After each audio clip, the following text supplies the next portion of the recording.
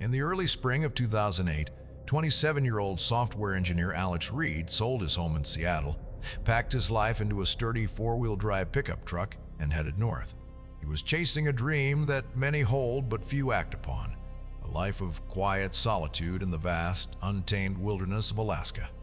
He was to start a new job in Anchorage in 2 weeks, but he planned to use the time to drive the Alaska Highway, camping and exploring the raw beauty he had only seen in photographs. A decade later, when a geological survey team stumbled upon the cab of a rusted pickup truck emerging from a permanent snowfield dozens of miles from any marked road, it became clear that his journey had ended on a route that led not just through the mountains, but into the silent, frozen heart of a mystery that the land itself had held captive for 10 years. Alex Reed was not an impulsive man. For months leading up to his departure, he meticulously planned every detail of his relocation. He was an experienced outdoorsman, having spent his youth hiking and camping in the Cascade Mountains of Washington. He equipped his dark blue Ford F-150 with all-terrain tires, extra fuel canisters, a heavy-duty winch, and a bed full of survival gear. In his correspondence with his family, which was later reviewed by authorities, he sounded excited and fully prepared. His last email to his sister Sarah was sent from a motel in Dawson Creek, British Columbia, the official start of the Alaska Highway. The message was calm and confident. "The journey begins," he wrote. "The truck is running like a dream, and the scenery is already breathtaking. I'll be taking my time, probably be off-grid for a few days at a time. Don't worry if you don't hear from me. I'll check in when I hit a town with service. See you on the other side of the frontier." That was on May 10th, 2008. According to transaction records, he made several stops over the next few days. A gas station in Fort Nelson, a small diner in Watson Lake where he bought a coffee and a map of the Yukon. The cashier at the diner, a woman who had worked there for 30 years, would later recall a polite young man who asked about road conditions ahead. She told him a late-season storm was predicted for the higher elevations, but that it shouldn't be anything a good truck couldn't handle. He thanked her and left, stepping out into a day that was growing increasingly overcast and cold. This was the last confirmed sighting of Alex Reed. He was supposed to check into his new apartment in Anchorage on May 25th. When he failed to arrive and his phone went straight to voicemail, his employer contacted his family. His sister Sarah immediately filed a missing person report with the Alaska State Troopers. At the time, no one knew that the point from which he had vanished was a desolate stretch of highway, so remote and unforgiving that it could swallow a man and his vehicle whole, leaving behind nothing but the wind and a silence that would last for a decade. The initial search and rescue operation began on the morning of May 28, 2008. For the Alaska State Troopers and the Royal Canadian Mounted Police, it was a familiar and daunting task. The Alaska Highway is a thin ribbon of asphalt cutting through millions of square acres of dense forest, unforgiving mountains, and vast muskeg. A vehicle that leaves the road can disappear from sight within feet, hidden by thick brush in the summer or buried by snow in the winter.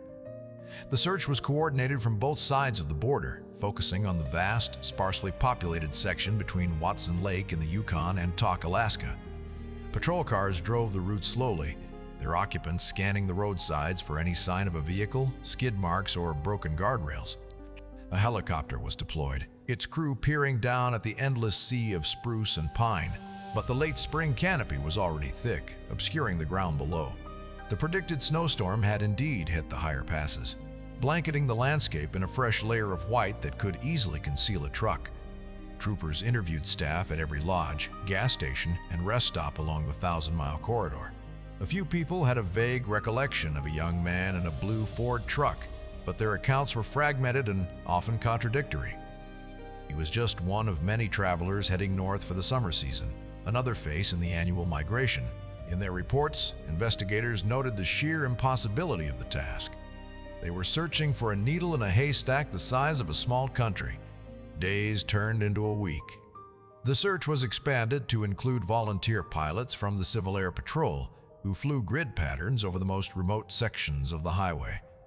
Ground teams on ATVs explored logging roads and old mining trails that branched off the main route. They found abandoned campsites and old vehicle wrecks, but nothing connected to Alex Reed. His bank accounts remained untouched. His credit cards were inactive. His cell phone emitted no signal. It was as if he had driven his truck into a fog bank and simply ceased to exist. On the 8th day of the search, with no new leads and worsening weather conditions, the official operation was scaled back. The report filed by the lead investigator was grim and pragmatic. The search area is too vast and the terrain too hostile to continue an active search without new information, it concluded. All available evidence suggests the subject's vehicle may have left the roadway in an unobserved location and is now concealed by terrain and recent snowfall. The case will remain open. For Alex's family, these words were a sentence of unending uncertainty. His sister Sarah created a website dedicated to his disappearance, posting photos of him and his truck, pleading for any information. For years, tips would trickle in. A possible sighting in Fairbanks, a truck matching the description spotted in a remote village. Each lead was followed up by troopers, and each one led to a dead end. The land had taken him, and it was holding its secret close. The wilderness was silent. The case file was silent, too. A decade passed. The spring of 2018 was unusually warm in the Alaska interior. The winter's record-breaking snowfall was melting at an accelerated rate, swelling rivers and causing localized flooding. The sun beat down on landscapes that had been locked in ice for months, and the ground began to shift and change. Far from any town, in a desolate region of the Wrangell-St. Elias National Preserve, a team of 3 geologists was conducting a federally mandated survey. They were traveling by helicopter, landing in remote locations to collect soil and rock samples. Their survey area was a vast, treeless expanse of alpine tundra and permanent snowfields, a place where the geology was raw and exposed. On their 3rd day, the helicopter pilot, a veteran with thousands of hours of flight time over Alaska, noticed something odd. Below them, on the edge of a large, slowly receding snowfield, a flash of color stood out against the white and gray of the tundra. It was a deep, unnatural blue. At first, he thought it was a piece of discarded mining equipment or perhaps a geological marker left by a previous survey. But as he circled lower for a closer look, the shape became sickeningly clear. It was the roof and upper window frame of a pickup truck, its paint pitted and faded but still distinctly blue. The vehicle was almost completely entombed in a wall of compacted snow and ice that was dozens of feet thick. Only the very top was visible, a metal tombstone emerging from a frozen grave. The pilot landed the helicopter a safe distance away. The 3 geologists, equipped with satellite phones and emergency gear, approached the site on foot. The air was thin and cold, and the silence was absolute. The truck was tilted at a steep angle, its front end pointing down into the ice. It was an older model Ford, matching the description of the vehicle that had vanished 10 years earlier. There were no tracks leading to or from the site, no signs of a crash. The truck was located more than 30 miles from the nearest paved road, in a valley that was inaccessible by ground vehicle. It was as if it had simply fallen from the sky and been swallowed by the snow. The team leader immediately contacted the Alaska State Troopers. He gave them the coordinates and a brief, stark description of what they had found. "We've located a vehicle buried in a snowfield," he reported, his voice steady despite the shock. "It's a blue Ford pickup. It looks like it's been here for a very long time." For the dispatcher on the other end of the line, the details triggered a memory of a case that had long been relegated to the cold case archives. An entry appeared in the database. Alex Reed, missing since 2008. The discovery didn't just reopen a case. It presented a chilling new set of questions. How did a truck get to a location so remote it could only be reached by air? And what secrets had been preserved in the ice, waiting for a decade of silence to finally be broken? The recovery operation was a logistical nightmare. The location of the truck was so remote and the terrain so treacherous that all personnel and equipment had to be flown in by helicopter. A temporary base camp was established a few hundred yards from the site, a small cluster of tents against the vast, indifferent backdrop of the mountains. The team consisted of Alaska State Troopers, a forensic recovery specialist, and an avalanche safety expert. The lead investigator was Sergeant Frank Miller, a veteran trooper who had spent 20 years working in the interior. He had been a rookie when Alex Reed first disappeared, and he remembered the frustration of the original search. Now it was his job to finally bring the story to a close. Miller's first priority was to document the scene exactly as it was found. The truck was buried in what geologists call perennial snow, or firn-old dense snow that has survived multiple melt seasons and is slowly compacting into glacial ice. It was as hard as concrete. The forensic team used high-resolution cameras and drones to create a 3D model of the site before a single piece of ice was moved. They noted the complete absence of any other debris.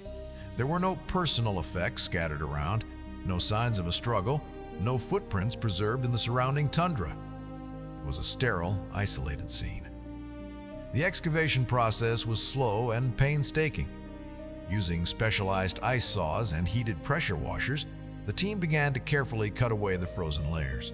They worked in shifts, around the clock, under the constant, ethereal light of the Alaskan summer. As they exposed more of the vehicle, the mystery only deepened. The truck was remarkably well preserved by the cold. There was no sign of a catastrophic crash. The windows were intact. The body panels were not crumpled, though they were dented and scraped as if the truck had been pushed or tumbled through rough terrain. The tires were still inflated. Slowly, the driver's side door was cleared. Sergeant Miller watched as a forensic technician carefully worked at the frozen lock. With a quiet click, the mechanism gave way, and the door swung open with a low groan. The interior was like a time capsule. A layer of fine, wind-blown snow covered the dashboard and seats, but underneath, things were just as Alex Reed had left them a decade earlier. A leather wallet sat on the passenger seat. A stainless steel thermos was in the cup holder. A folded map was tucked into the door pocket. The keys were in the ignition, turned to the off position. Everything looked eerily normal, as if the driver had just stepped out for a moment. But the driver was not there. A thorough search of the immediate vicinity of the truck yielded no human remains. The troopers used ground-penetrating radar to scan the surrounding snowfield, hoping to find a body buried beneath the surface, but the scans came back empty. The man had vanished, but he had left his entire world behind, frozen in time. Sergeant Miller knew that the answers were not in the snow outside, but in the small, preserved world within the cab of the truck. Each object was a potential clue, a silent witness to the final hours of Alex Reed's life. The team began the methodical process of recovering every item, bagging and tagging each piece of evidence. The wallet, the map, a worn paperback book tucked under the seat. Each one was a paragraph in a story that Miller was now tasked with reading. The wilderness had finally given back a piece of its secret, but it was a cryptic first chapter. The silence of the tundra had been broken, but the story it was beginning to tell was more baffling than anyone could have imagined. The process of cataloging the contents of the truck took several days and was conducted with the precision of an archaeological dig. Every item was a fragment of a life preserved by the deep cold. The first object Sergeant Miller examined personally was the wallet. Inside, Alex Reed's driver's license was still pristine, the photo showing a young man with a hopeful smile.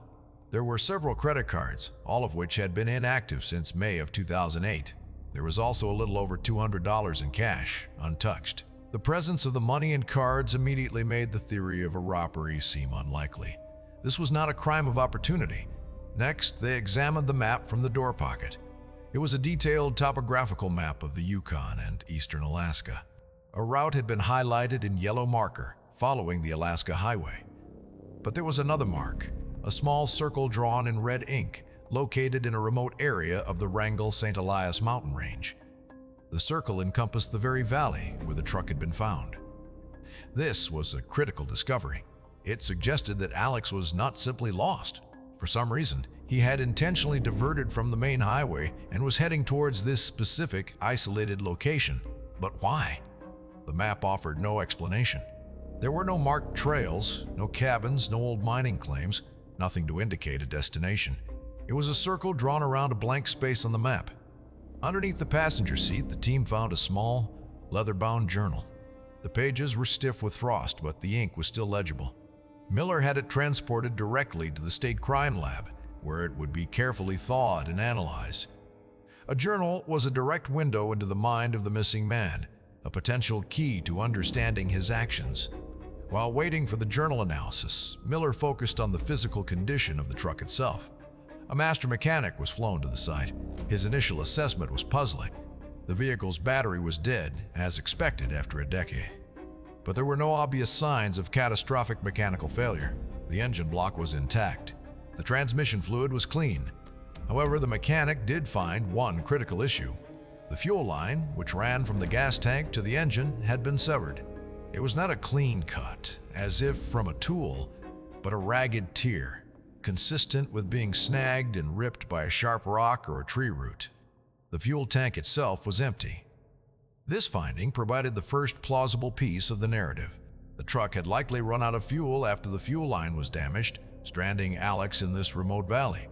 But it still didn't explain how he got there in the first place, or what happened to him after the truck stopped. The supplies in the bed of the truck told another part of the story. There was a high-quality tent, a sleeping bag rated for sub-zero temperatures, a portable stove, and several containers of freeze-dried food. Enough supplies to last one person for at least 2 weeks. But an inventory revealed that very little of it had been used. Only one food packet was open. The tent had never been unpacked. This suggested that whatever had happened, it had happened quickly. He did not have time, or was not in a position, to set up a proper camp. The lack of used supplies painted a grim picture of his final hours. He was stranded, but he didn't, or couldn't, make use of the survival gear he had so carefully packed. Sergeant Miller stood by the excavated truck, looking out at the vast, silent valley. The pieces of the puzzle were beginning to surface, but they formed a strange and unsettling picture. A prepared and experienced outdoorsman who intentionally drives into a remote wilderness becomes stranded by a mechanical failure and then disappears without using his life-saving equipment. It didn't make sense. Miller had a growing feeling that the answer did not lie in a single event, but in a chain of decisions and misfortunes. The red circle on the map and the words in the frozen journal were the two most important clues they had. One pointed to a place, the other to a motive. As the last of the evidence was airlifted from the site, Miller knew the next phase of the investigation would take place not in the field, but in the sterile environment of the crime lab, where the secrets of the journal were slowly, carefully being thawed from their icy prison. The silence of the journal was about to be broken. Back in the controlled environment of the Anchorage crime lab, the journal was the center of attention.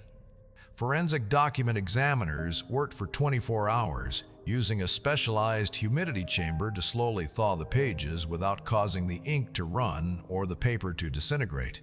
The process was agonizingly slow. Sergeant Miller felt the weight of the 10 years of silence. He knew this journal was their best chance to hear Alex Reed's voice. Finally, the lab supervisor called. The journal was stable and ready for review. Miller sat alone in a sterile viewing room as he read the scanned pages displayed on a large monitor. The handwriting was neat and clear. The early entries described the journey up through Canada, filled with the optimism and sense of adventure that his family had described. He wrote about the beauty of the vast northern forests and his anticipation of a new life in Alaska. But as the entries progressed and the dates moved closer to his disappearance, the tone began to subtly shift. He wrote about a growing fascination with the stories of early prospectors and explorers, the ones who had ventured off the beaten path in search of something more than just a job or a home. He mentioned buying old books and maps in the small towns he passed through. One entry, dated May 15, 2008, stood out. "Read a story last night about the Lost McLeod mine," he wrote, "a legend from the Klondike Gold Rush era. They say McLeod found a vein of gold so rich it drove him mad. He disappeared trying to get back to it, and the location was lost. The old-timer who sold me the map in Watson Lake swore it was real. He pointed to a blank spot in the Wrangels, said that's where the real Alaska is, the one that doesn't want to be found. Here was the motive. The red circle on the map was not a random mark. It was the supposed location of a mythical gold mine. Alex Reed, the pragmatic software engineer, had been captivated by a century-old legend. He wasn't just driving to Anchorage, he was on a quest. The final entry was dated May 17th, the day his family believed he vanished. The tone was dramatically different. The optimism was gone, replaced by a growing sense of urgency and unease. "Turned off the highway this morning," he wrote. "The access road was barely there, more of a game trail. The truck is handling it, but it's rough. I'm farther in than I thought I'd be. The valley opened up a few miles back. It's beautiful, but unsettling. The silence here is total. I haven't seen a single animal, not even a bird. The weather is turning. Clouds are rolling in fast from the north. I should have paid more attention to the forecast. The last few sentences were scribbled, the handwriting less precise. Something feels wrong. I hit a rock hard a mile back. The engine is starting to sputter. I think I'm losing fuel.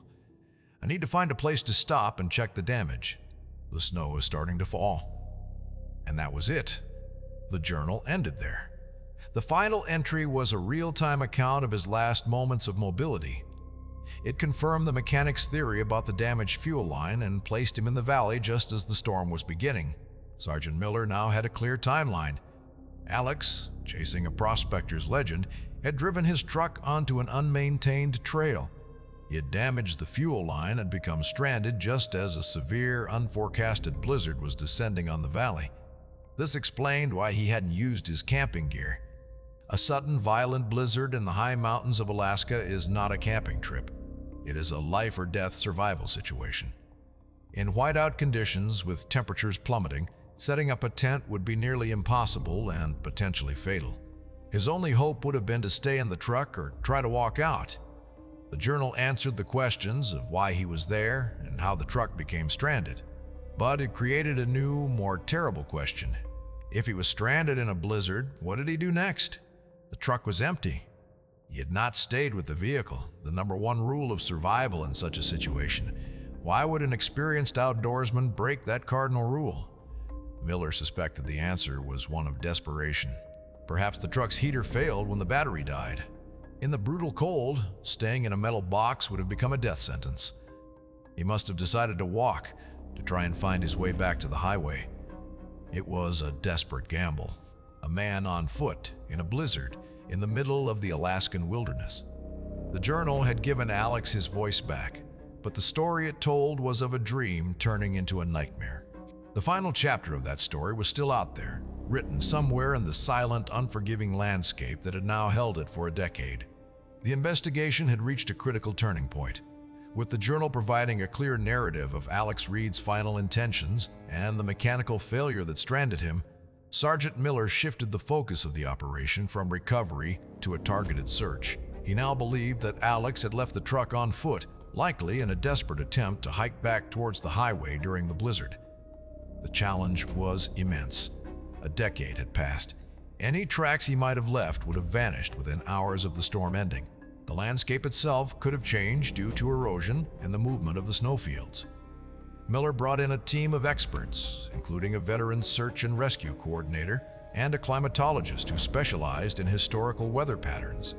The climatologist analyzed meteorological data from May 2008 and confirmed that a sudden and exceptionally violent blizzard had indeed struck that specific region.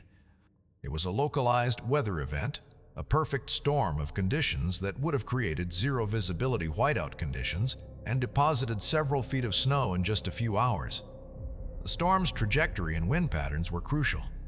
The search and rescue coordinator used this data to build a probability model.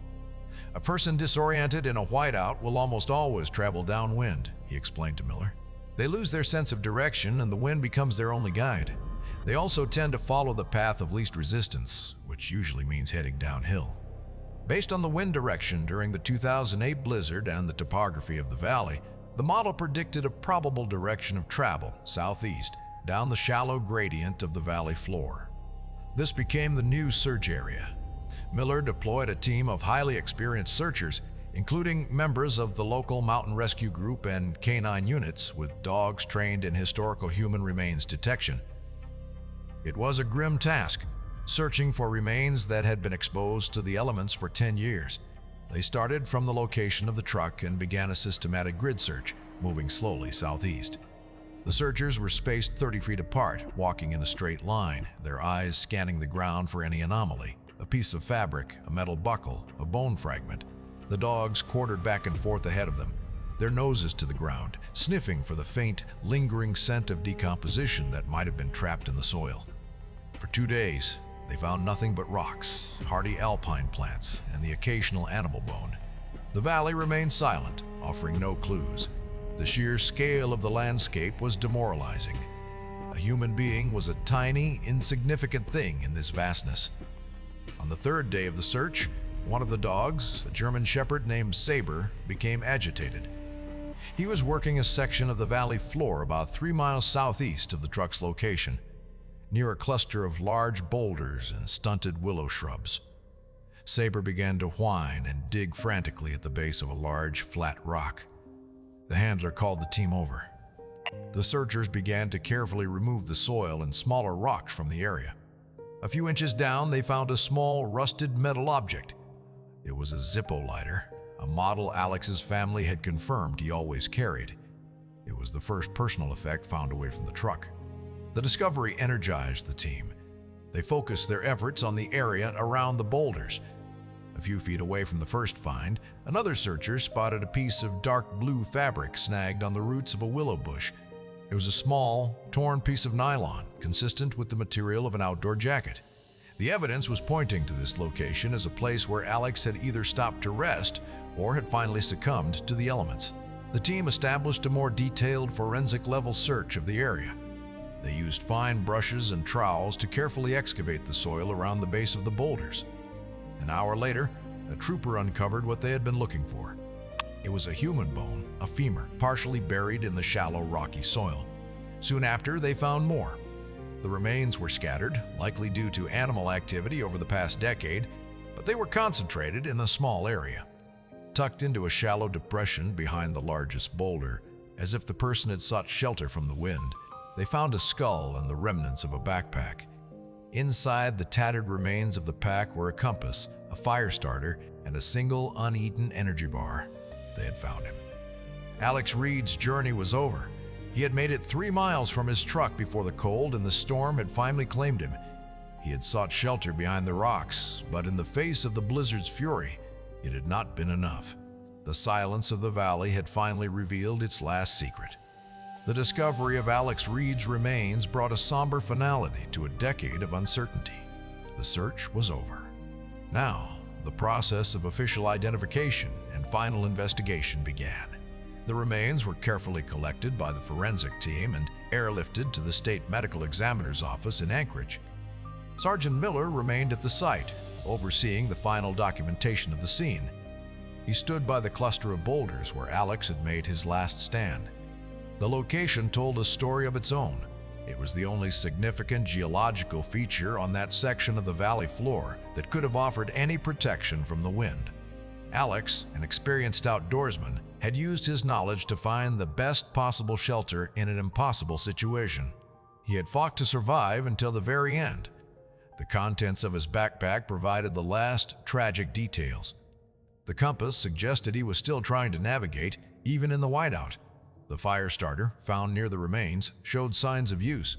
There were faint scorch marks on the nearby rocks, indicating he had made a desperate attempt to start a fire. But the fine, wind-driven snow of the blizzard would have made it impossible to find dry tinder. He had the right equipment and the right knowledge, but the environment was simply too powerful. At the medical examiner's office, dental records confirmed what the team already knew. The remains were officially identified as those of Alex Reed. The cause of death was listed as hypothermia. There were no signs of trauma or foul play. It was a tragic but straightforward case of a man succumbing to the overwhelming force of nature.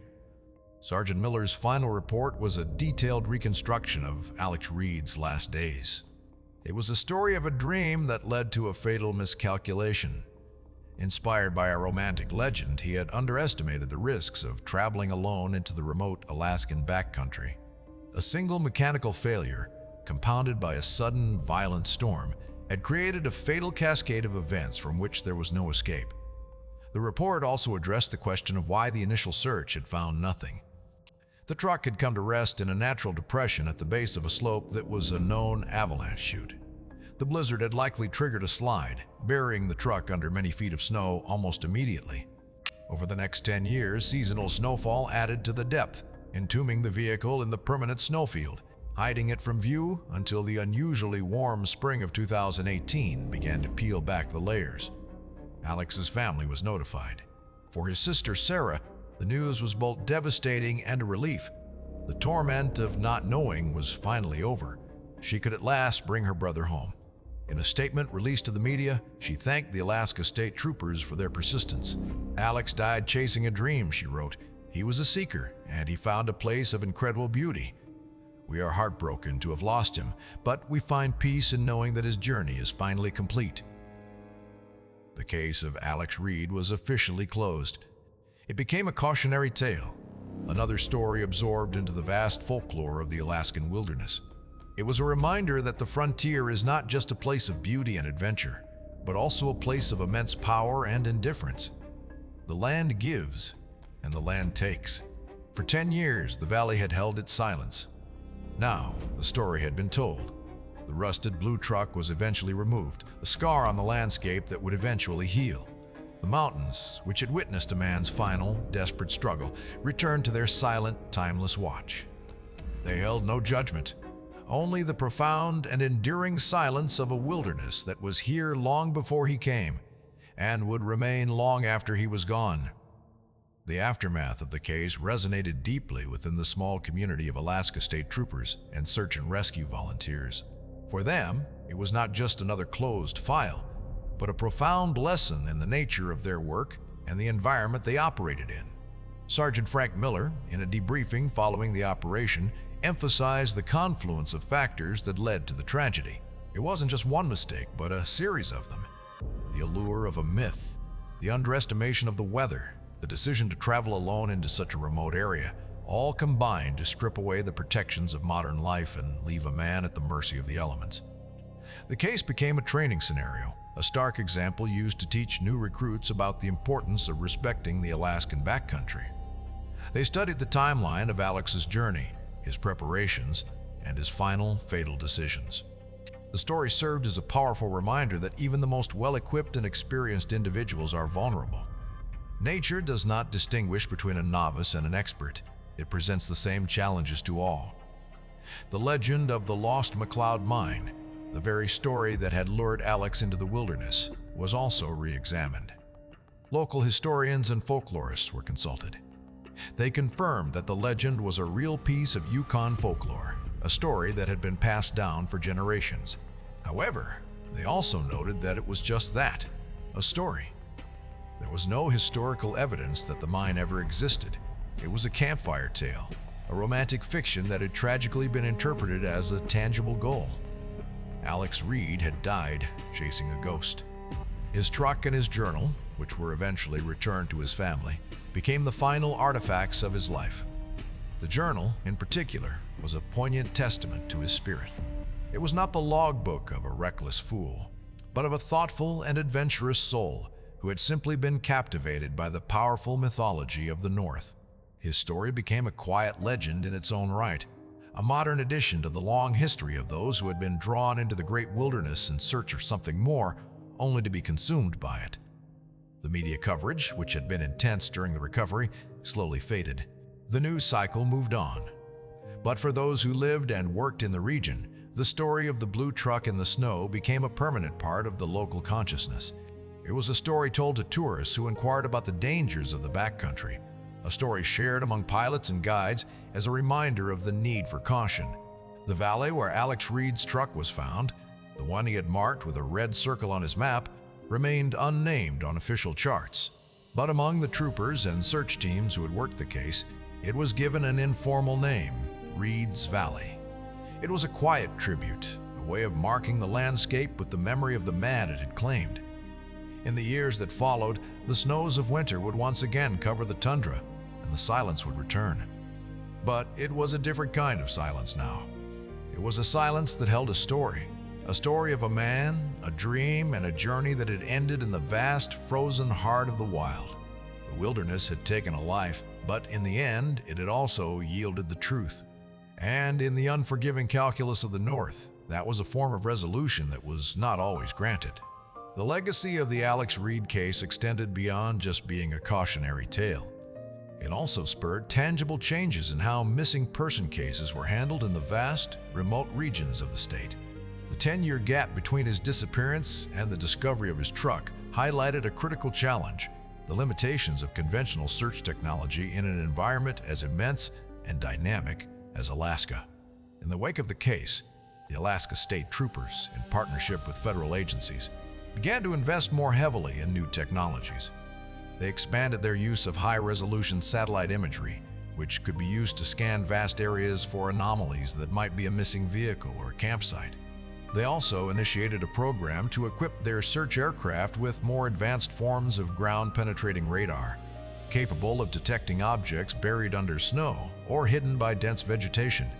Sergeant Miller became an advocate for these changes, using the Reed case as a powerful example of why they were needed. He gave presentations at law enforcement and search and rescue conferences, detailing the specifics of the decade-long investigation. He argued that while the human element of searching, the skill of the trackers, the instincts of the dog handlers would always be vital, technology could help narrow the search area from impossibly large to manageably small. The case also led to a public awareness campaign aimed at the thousands of tourists and new residents who traveled the Alaska Highway each year. New brochures were printed and distributed at visitor centers and border crossings. They contained not just the usual safety tips, but also stark, real-life examples of how quickly things could go wrong. The story of a man stranded by a single broken fuel line was a powerful and sobering message. It emphasized the importance of carrying a personal locator beacon or a satellite phone, devices that were less common in 2008 but had become much more accessible and affordable a decade later. If Alex Reed had been carrying such a device, his story would have had a very different ending. He could have pressed a button and alerted rescuers to his exact location. The response would have been immediate. His stranding would have been an inconvenience, not a death sentence. For Alex's sister, Sarah, this became a personal cause. She established a small foundation in her brother's name, the Seekers Safety Fund. The foundation raised money to provide subsidized satellite communication devices to individuals planning extended solo trips into the backcountry. On the foundation's website, she wrote, "Alex was a seeker, and we want to help other seekers explore the wilderness safely. We want them to be able to find the beauty he was looking for and still be able to come home and share their stories." In this way, a personal tragedy was transformed into a positive force for change. The lessons learned from Alex Reed's death were used to help prevent future tragedies. His story, once a cold case file gathering dust on a shelf, became an active and vital part of the ongoing dialogue between humanity and the wild. It underscored the fundamental pact of the North. The wilderness offers unparalleled freedom and beauty, but it demands respect, preparation, and humility in return. The final piece of the story, the rusted blue Ford F-150, was too damaged and too remote to be fully salvaged. After the investigation concluded, what remained of the vehicle was dismantled and removed from the tundra by helicopter, piece by piece. The state required the removal to restore the wilderness to its natural state. And so, the last physical trace of Alex Reed's ill-fated expedition was erased from the landscape. All that was left was the story itself, a narrative that served as a quiet, invisible monument in a valley that still had no official name. The silence returned, as it always does in the great, empty spaces of the world. But for those who knew the story, it was a silence that was now filled with meaning.